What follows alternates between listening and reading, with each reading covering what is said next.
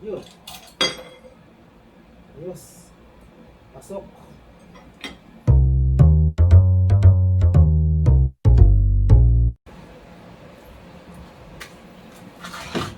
So, ang gagawin natin dito guys is papaluin natin. Okay. Since wala tayong may pangtulak ako dito, pero subukan natin kung kaya niyang itulak or pag hindi, I'm not sure kung kaya niyang itulak. Anyways, mas trip ko to eh. Okay na. Ang gagawin natin guys,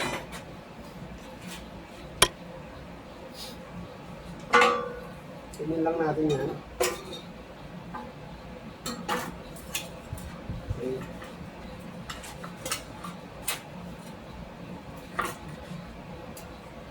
Then, gawin natin tong yung magkakasya dito. So, ang i-hit lang natin guys yung sa loob, huwag yung sa labas kasi hindi naman natin yan kahit tanggalin dahil meron pa yan snap ring dito sa may ilalim. Ganyan lang muna natin. Papaluin natin to and then yun. Okay. So, ayan, lumabas na kagad.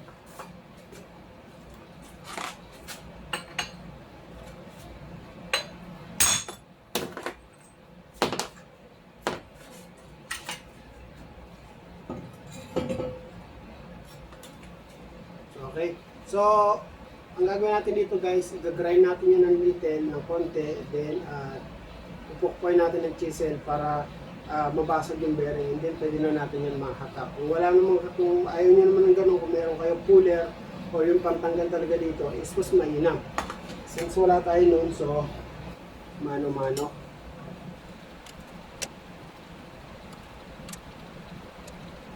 So ang gagawin ko guys, hindi ko na ito ibabalik yung dash cover para parehas na lang silang walang dash cover.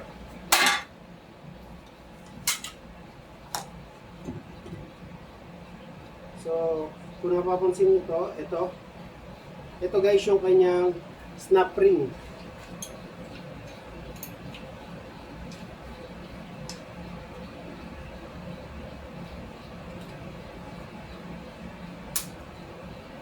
Okay. So yan. So wag itong tatapon guys kasi gagamitin po ulit natin to. So now, spray natin yun ngayon ng WD-40.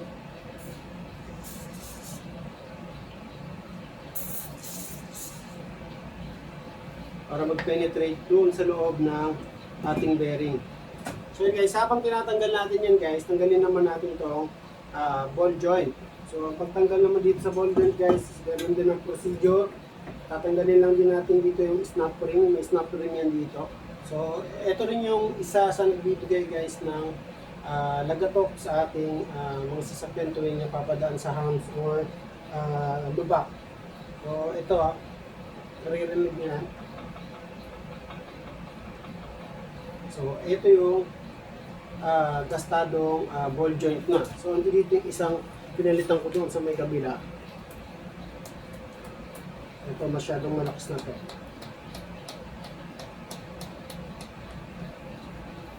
Okay, so ang gagawin natin yan guys, habang pinapaparan natin ko ng WD-40 yung bearing, tatanggalin natin tong ball joint. So kailangan natin dyan is pantanggal ng snap ring. So meron yung snap ring dito guys sa gilid.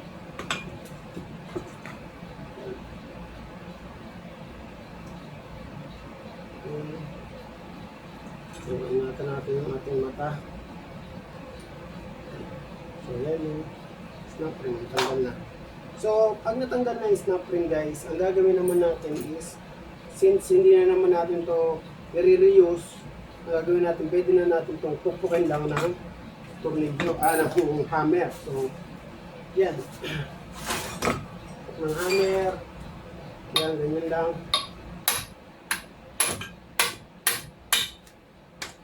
Ganyan lang kadali ang pagtanggal niya. Okay? So now, dito naman tayo sa bearing. tatanggalin natin yung bearing. So yung gagawin natin guys, ipupush natin yan.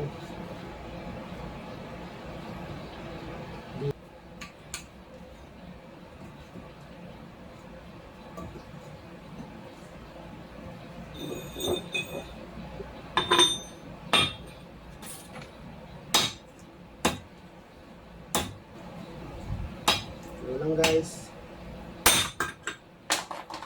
hanggang sa umalog yung bearing.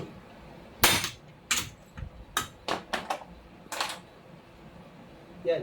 So umalog na yung bearing. Okay. So yan. So ngayon pwede na natin i-press. So ginawa ko yun guys para hindi mapersa yung ating jack. So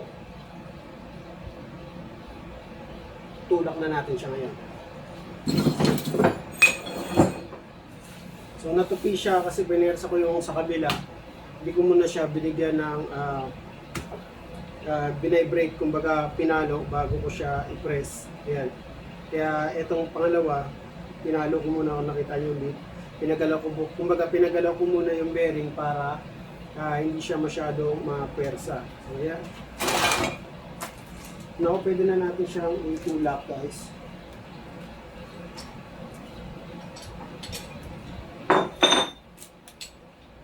So gagamitin ko itong lumang bearing na pinatanggal ko dito.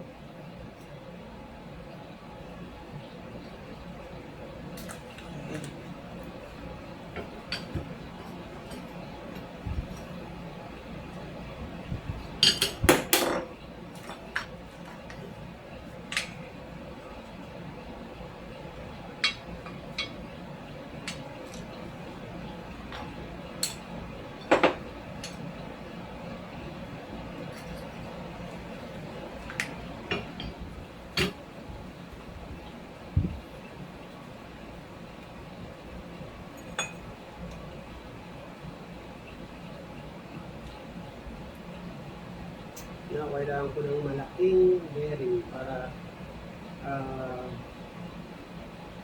mag-hold dito. So dalawa. I don't think I have. So ayun guys, I think wala tayo noon. So ang gagawin na lang natin is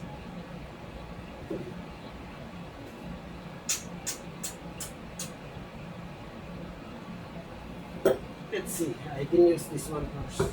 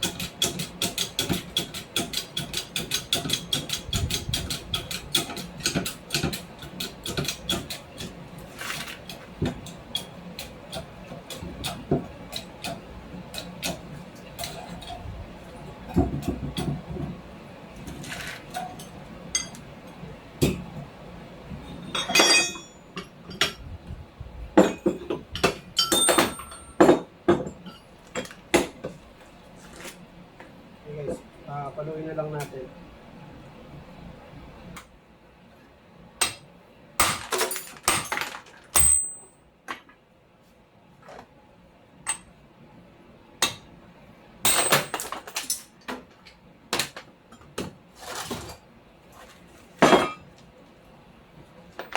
Tanggalan natin siya.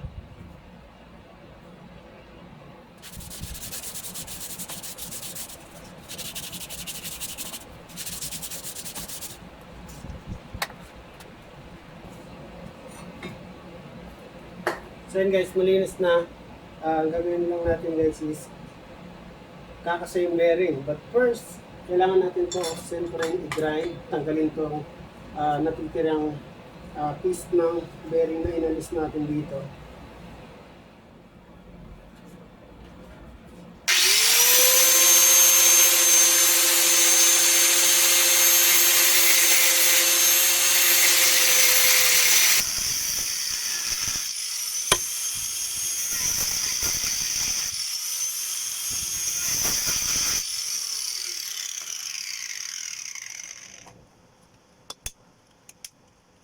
Tapos na.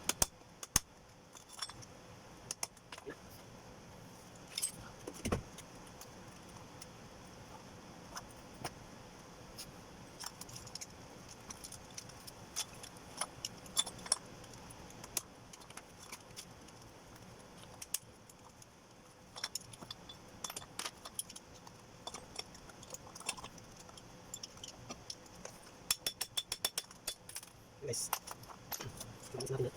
Tapos natin.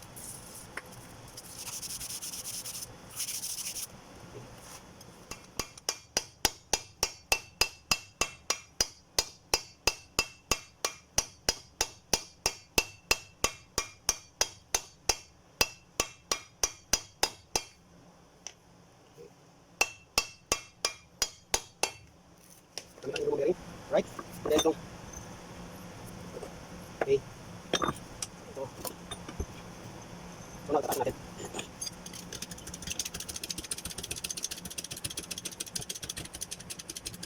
Once there.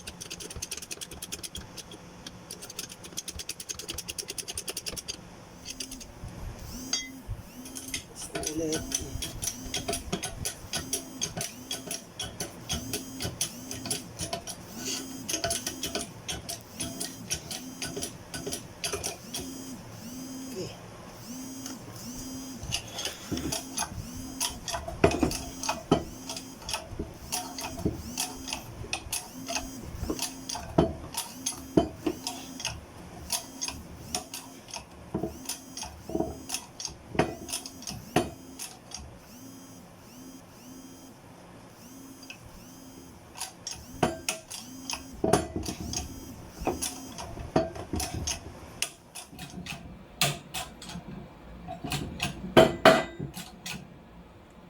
Yun.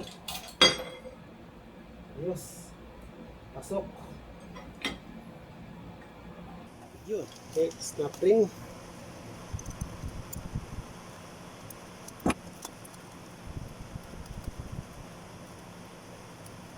Alright. Okay. Right. And then now, ipipress naman natin itong hub niya. Okay. So, gagawin natin yan guys. Ganyan. First, siyempre, tuktukin lang natin ng konti para pumasok. Hindi gumalaw. Like nung kaganina.